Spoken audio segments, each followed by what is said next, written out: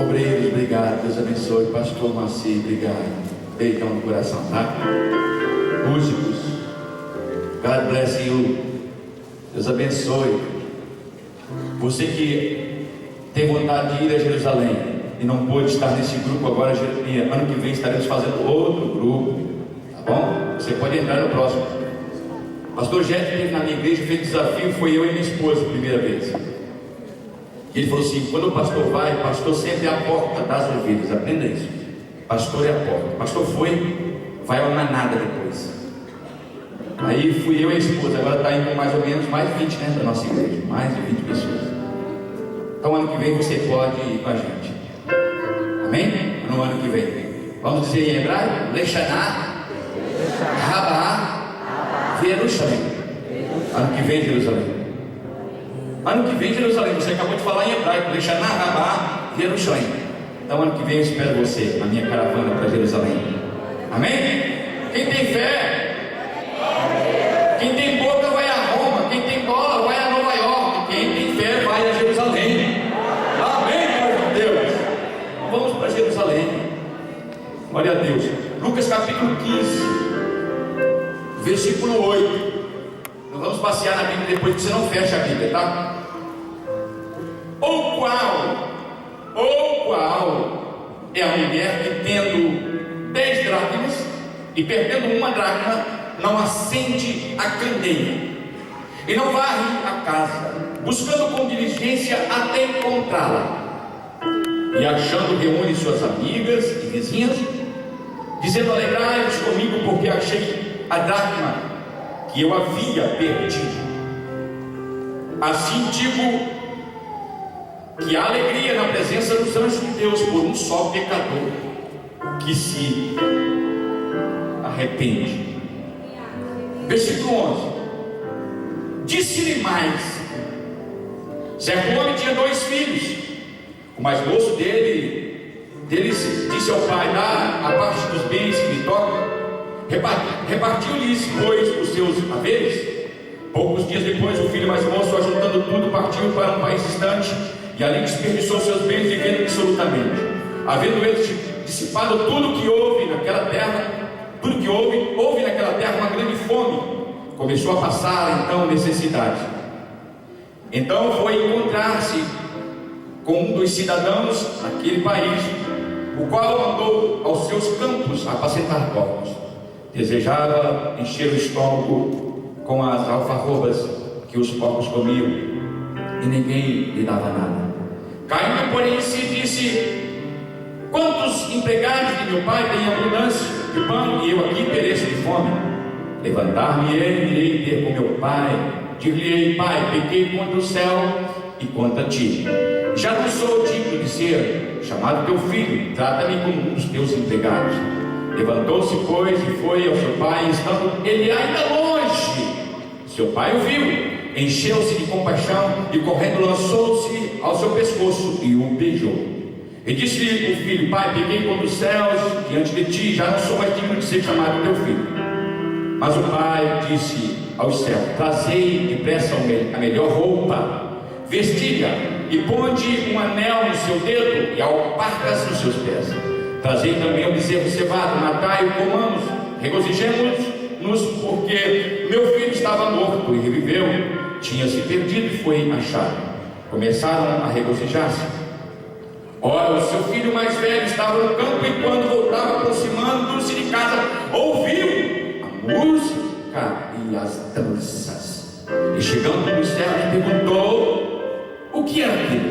Respondeu-lhe: este teu irmão chegou, e teu pai matou o bezerro cevado, porque o recebeu são e salvo.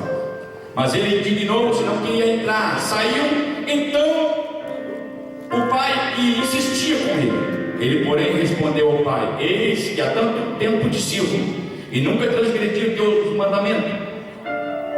Contudo, nunca me deste um cabrito para me alegrar com os meus amigos. Ouvindo, porém, este teu filho, e vindo, porém, este teu filho, que desperdiçou os teus bens com as meretrizes, e mataste o bezerro cevado. E replicou-lhe o pai: filho, tu sempre estás comigo, e tudo o que é meu é teu. Amém? Amém? Pai amado, quão linda a tua palavra é. Fala conosco mais uma vez, como ontem, como pela manhã, o Senhor bradou em nossos corações. Há pessoas aqui que precisam ouvir a tua palavra, e a tua palavra é penetrante, mais penetrante do que qualquer espada alguma de 2 gumes, que penetra juntas e medulas, e é apta para discernir a intenção do coração do homem. Fala com o teu povo, Senhor, em nome de Jesus. Amém. Assente-se. Obrigado.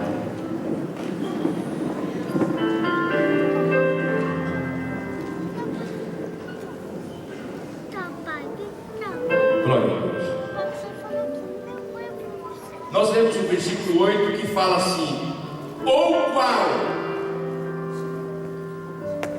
Eu queria que você prestasse bem atenção, senão você vai perder todos os encaixes da mensagem. Muita atenção. O versículo 8 diz assim: ou qual. Se o escritor Lucas expressou ou qual, significa que a história começou do meio, não é o início. Ou significa que tem algo mais acima. Então, ou qual não terminou. Então é porque ele havia falado também de um homem. No versículo 4: ou qual de vós é homem que, possuindo 100 ovelhas, também não terminou? Ou qual significa que tem algo acima do texto citado. Versículo 4: ou qual. Versículo 8: ou qual. E o versículo de número 12, número 11: e disse mais. Nós percebemos que são 3 histórias em uma só. Posso ouvir um amém? Quem está comigo diz amém. Não perca o raciocínio. 3 histórias. Uma parábola contada que na maioria das vezes nós ouvimos sempre falar sobre o pródigo, mas há 3 histórias. Jesus conta 3 histórias em uma só. A primeira do pastor que tinha 100 ovelhas e ele perde uma. A segunda, a mulher que tinha 10 dracmas. E a terceira, o pai que tinha 2 filhos. 3 histórias, uma só. E nós olhamos, a Bíblia diz a parábola do filho pródigo. Mas se você parar para pensar um pouquinho, o filho pródigo não é o tema central do sermão, do contexto inteiro. O tema desse sermão deveria ser a parábola do pai amoroso. Porque o filho pródigo, ele bagunçou tudo, desperdiçou tudo. E eu posso questionar o tema, porque o tema é aleatório, não é inspirado. O texto é inspirado, mas o tema sim. A nota em cima, o prefixo é aleatório. A parábola do filho pródigo, ele não é o tema central. O tema central é o pai amoroso, que recebe, que perdoa, que lava, que manda colocar vestes novas. E nós vamos falar um pouquinho sobre isso. A ovelha se perdeu. A ovelha se perdeu no deserto. E o pastor deixa as 99 e ele sai em busca daquela uma que havia perdida, que estava perdida lá fora. E é interessante lembrarmos que a ovelha perdeu fora, ela se perdeu distante, ela se distanciou do rebanho. E o animal sabe quando está perdido, sim ou não? Sim ou não? Vamos lá, onde eu preguei sobre vaca, hoje é sobre animal. O animal, todo animal sabe quando está perdido. Ele fica alvoroçado, ele fica inquieto.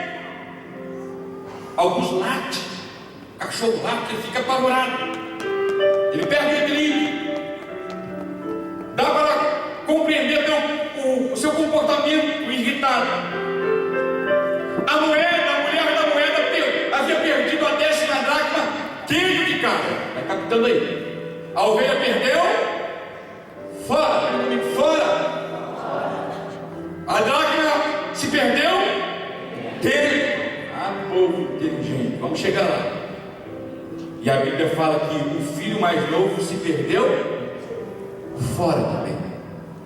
Mas havia um mais velho que se perdeu dentro de casa. Eu quero citar esse texto para você, compartilhar com você, na visão oriental, na cultura judaica, na cultura dos beduínos. Por que Jesus narra sobre a mulher que havia perdido 10 dracmas? Porque na época de Jesus era muito importante para uma mulher ter 10 dracmas. Você pode ver no jornal, na reportagem, quando aparece uma mulher beduína, ela está com o véu no seu rosto, aparecendo apenas os olhos, e tem algumas moedas penduradas no véu. O que é aquilo, pastor? É parte do dote que ela recebe. Quando ela se casa, ela recebe uma quantia do seu pai, e ela tem que guardar aquela quantia. Agora vocês começaram a entender porque essa mulher se alegrou, fez festa porque achou a 10ª dracma. Ela guardava esse dinheiro, essa reserva, com muita diligência, porque se o marido dela viesse faltar, falecer, ela teria 3 saídas: alguém da família, dos parentes, assumi-la; segundo, voltar para a casa dos pais; terceiro, ou se tornar uma prostituta. Então Jesus fala assim: vocês entendem o que é achar uma moeda perdida? Uma viúva, uma mulher que reencontra a 10ª dracma perdida. Elas são mais amigas, Jesus falando, porque naquela época para eles era muito importante. É como se você estivesse em outro país e você perdesse o passaporte, como que aconteceu na caravana do pastor Jeff. O passaporte aqui está quanto? R$500? R$150? Sabe quanto vale lá? Cerca de 15, 16 mil reais. Perdeu? É valioso. Você tem que guardar 7 chaves, pendurar no pescoço. Então Jesus fala o valor que aquela mulher havia perdido. O preço era importante para ela. E Jesus fala assim: vocês não estão entendendo. Quando a mulher acha, ela deve fazer festa. E quando ela faz festa, ela convida as amigas, jubilando, se alegrando porque achou a 10ª dracma perdida. Assim eu quero dizer para vocês que há alegria no céu. Os anjos se alegram diante de Deus quando um pecador se arrepende.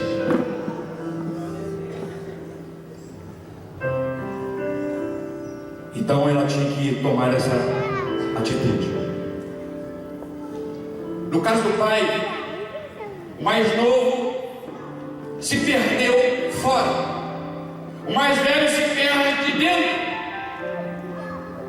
O mais novo chega no pai e diz: pai, eu quero a minha parte, eu quero a parte da herança que me pertence, porque eu quero conhecer o mundo lá fora, eu quero sair e entender um pouco o mundo lá fora. Ele estava desejando um segundo lar, ele estava desejando sair da casa. E na cultura beduína, na cultura oriental, jamais um filho poderia pedir a herança para o pai vivo. O filho que pede a herança para o pai vivo, ele está desejando o quê para o pai? Quem está comigo diz amém. O que ele está desejando para o pai? A morte.